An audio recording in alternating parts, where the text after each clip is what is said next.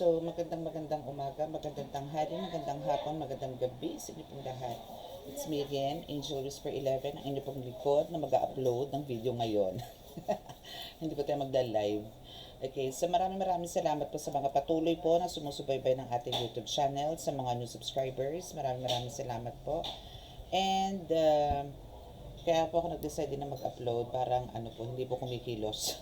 Waiting. Kailangan din po pala talaga mag-upload or mag-record ng mga videos, no? And since ito bagong setup tayo ngayon, so bibinyagan po natin. So ito po is personal reading. Personal reading na private reading, no, from my client. So aalamin po natin kung may chance ba, kasi po ito po yung nagpaparitual, if may chance ba, no, na ito ay maikasal next year. Kasi po nagkaroon sila ng separation. Nagkahiwalay po sila out of one. Hindi ko malaman kung ano nila.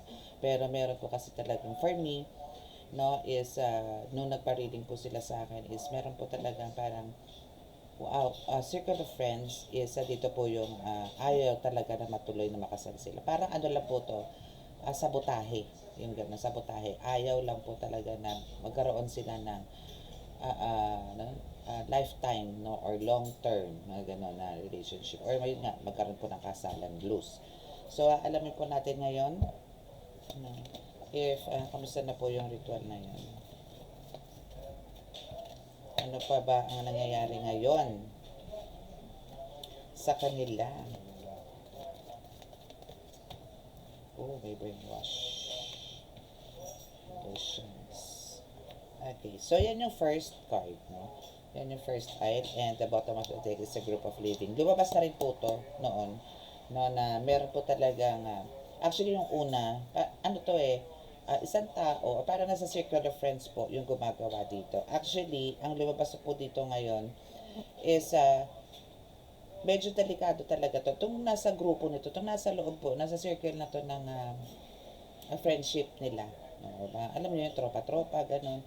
Is talaga pong masasabi ko may alam. Kasi delikado po eh.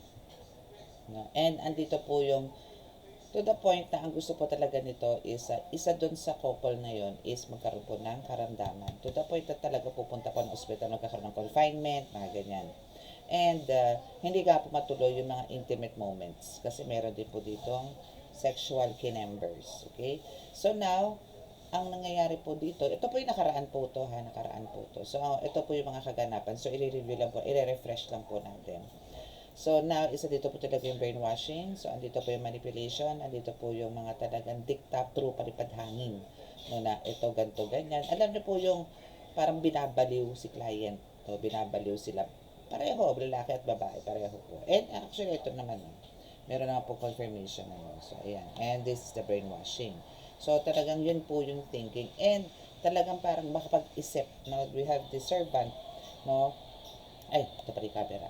So, na parang ang gusto po nito is stay alone na lang. No? Na hindi sila magkita or what. Pero andito yung, maybe meron pong mangyayari dito na nagkaroon ng promise or parang gusto tawagan or pupuntahan, magkikita, pero hindi po natuloy. Yung mga ganun po. No? So, ang gumagawa nga po dito again is nasa circle of friends po nila. Or, possible po na wag naman, no, na member of the family.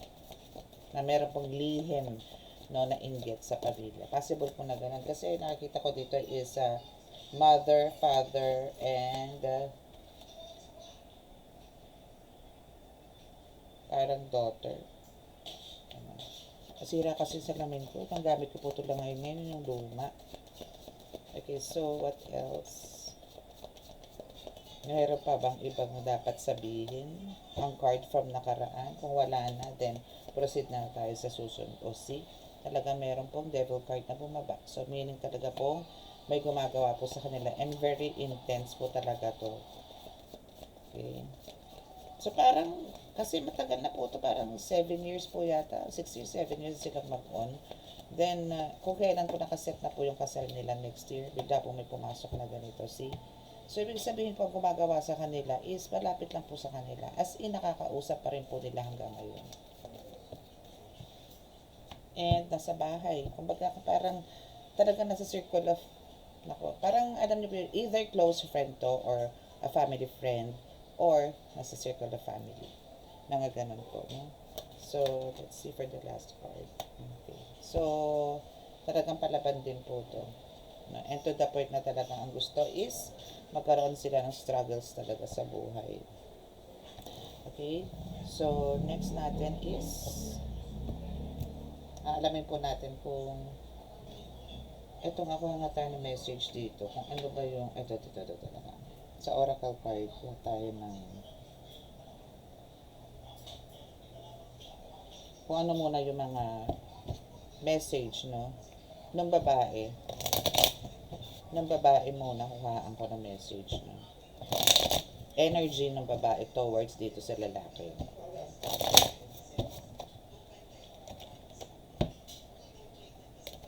Okay, tingnan natin kung ano yung message.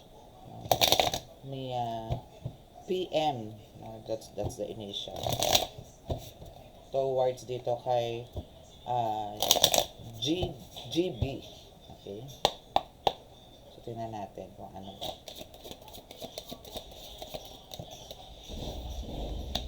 Telepathic communication.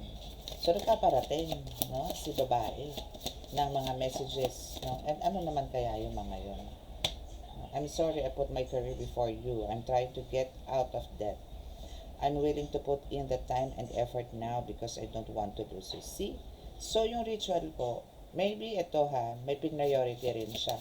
No, maybe yun yung one of the spells no, na ginagawa sa kanya na parang kailangan mo mag-focus maybe sa studies or maybe sa work, sa career, sa business, mga ganon.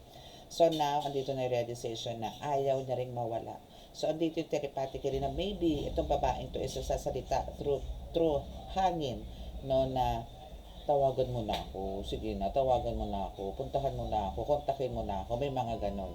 Okay? So now is andito na yung siguro na medyo stable na, no, ang buhay niya either sa studies, sa business, sa work, sa career, mga ganyan. Kaya andito na yung okay na siya na ulit na harapin itong person niya. Stalker alert. So I check up you upon, no, you often. So may pa CCTV check. Kaya lang. Hindi ibig sabihin nandito po yung malamang either pinapatrace to sa mga mutual friends or either parang any social media accounts, no? Pero more on parang mutual friend or relatives din, no? So ito yung way niya, ito yung way ng babae ni PM dito kay GB. Okay, so anything else message?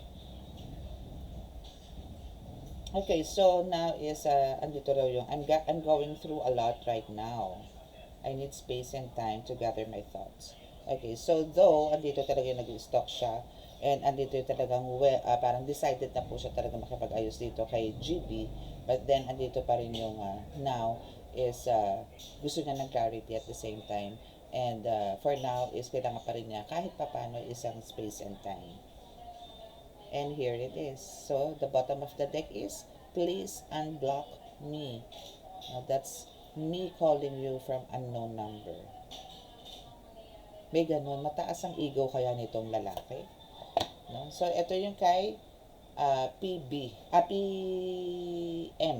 pala kasi M yung niya, yung last name. So dito naman tayo kay GB, which is yung lalaki, no? Ano ba ang message niya? Ano ang masasagot niya dito, no?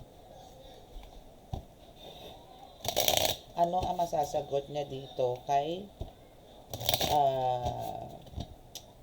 PM? Okay, so ano may tatapat na dyan? I miss making love to you. I will do anything just to hold you again. Okay, gano'n naman pala eh. Diba? So, andito yung namimiss sila yung isa't isa, pero talaga po may blockages lang. May umaawat lang po talaga. Talaga kasi kanina nga, sabi ko nga, no, and may cheating. Oh, so talagang may mga ganong factors. Kasi to LDR po to eh. Yung isa sa India and yung isa sa Canada. To pareho nga Indian ata sila pareho. Mga ganon. So So, lalaki po kasi yan. Yun nga po sinasabi ko. Lalaki po yan eh. So, talaga may kulit po sa katawan niya. So, now, kung siya, si PM is andito yung nag-stock. Ito namang isa is planning, no? Planning, hoping na ito po is, ano po, no, as soon as possible, no? Na planning at asking for a romantic date dito kay PM, no? Like kahit manood man lang ng Netflix, mga ganyan, or chill man lang, coffee, mga ganon. And yung parang pagsisilbihan din siya at the same time, no? So, ano pa ba? Ang message ni B and GB. So, I'm going crazy without you. I want to see you so bad. See, meron namang mga ganun namin. Ganun eh. Kasi talagang, pagkakapitan ko po talaga dito yung sinasabi ko nga na, blockages because of doon nga sa devil card. Okay? And sila po is twin flames. Diba? Nakakatuwa. Okay, so now, andito rin yung sila, actually, yung both parties, no, is tied na rin sa silent treatment. So, I'm sure, no, na magiging maayos na rin ito sooner. No, so, since may ritual pa naman po kami ng ilang Fridays pa, no, para talagang magpanagpo. Kulang na lang po dito magpanagpo itong dalawang to. Kasi meron na po silang telepathically na parang communication. So, ibig sabihin po nun, parang nagkakaroon sila ng palitan ng mensahe. Actually, kung makikita nyo po yung candles nila, talaga pong parang sila nag-uusap. Parang doon na lang sila nagkikita sa kandila. Yung mga ganun. No? So, yan po yung reading nila. And kung sino po yung mga naka-resonate dito at gusto nyo rin pong to know, no? Or to check yung mga energies ng person ninyo at gusto nyo pong magpa-reading, andyan lang po sa description box ang aking contact details. And sa mga naka-resonate again is pakiclick po ang subscribe button and the notification bell para po pag ganito pong may reading tayo, record man to or live, no, is magpapapa po siya. So, hindi po kayo mahuhuli sa ating balita. Okay? So, maraming salamat po sa inyo. God bless us all. Love, peace, and hope. Bye!